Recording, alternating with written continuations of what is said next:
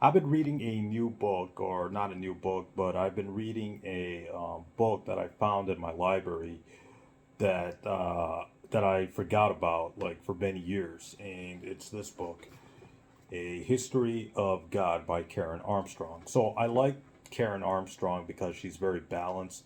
She's not biased towards any religion. She's not biased towards Christianity or Islam. She gives the whole she's a balanced historian. Let's put it that way. She always gives the full truth, or she always gives the history of Christianity or Islam, in a very unbiased way. So I really appreciate that about her. She's not biased towards Islam. She's not biased towards Christianity.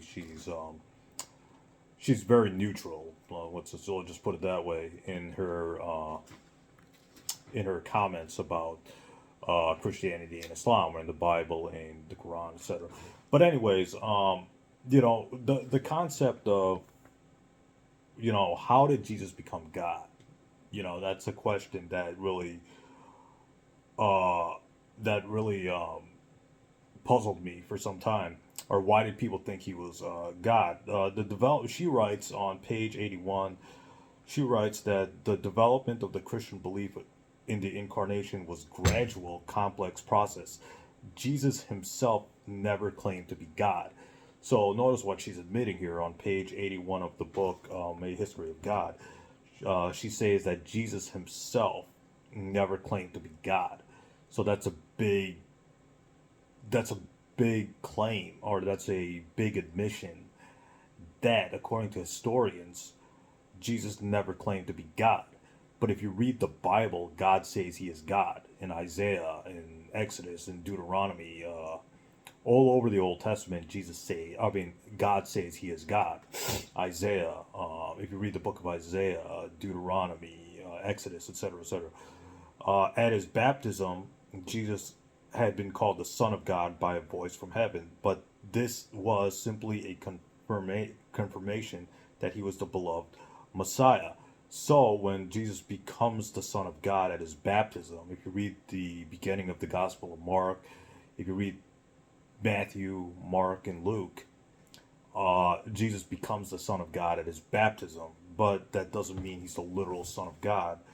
According to Karen Armstrong, this was probably a confirmation that he was a beloved Messiah. He was the beloved Messiah. So Messiah does not equal God. Messiah was supposed to be a Jewish leader.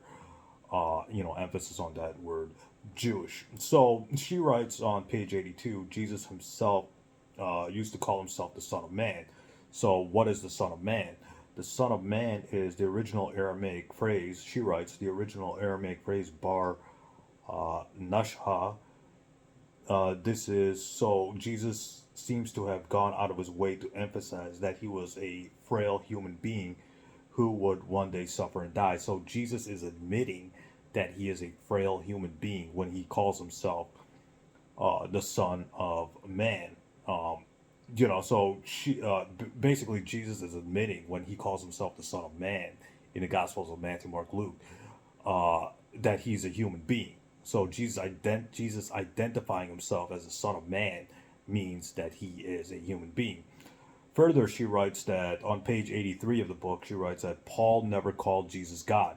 He called him the Son of God in its Jewish context. He certainly did not believe that Jesus had been the incarnation of God himself. He simply possessed God's powers to be identified with the inaccessible divine essence. Not surprisingly, in these subtle distinctions, so that eventually a man who had stressed his weak mortal humanity was believed to have been divine. So basically, she's admitting two things here.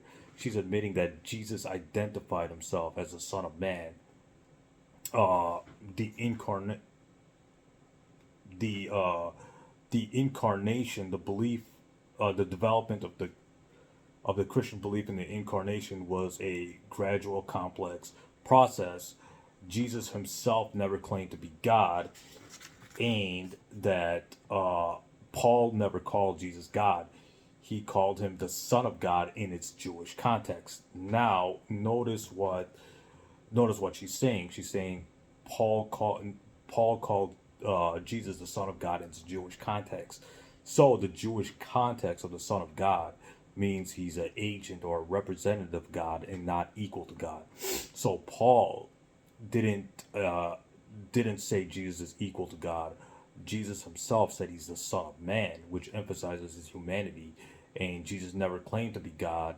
And the concept of Jesus being God was a gradual, long process, and that Jesus became the Son of God at his baptism.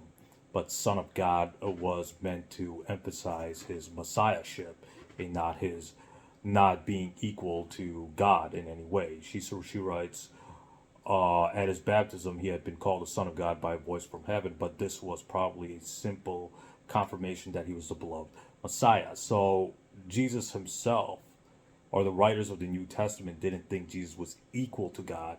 Paul didn't think Jesus was equal to God, and he was called the Son of God in its Jewish context. And Jesus identifies himself as a Son of Man, which emphasizes his humanity.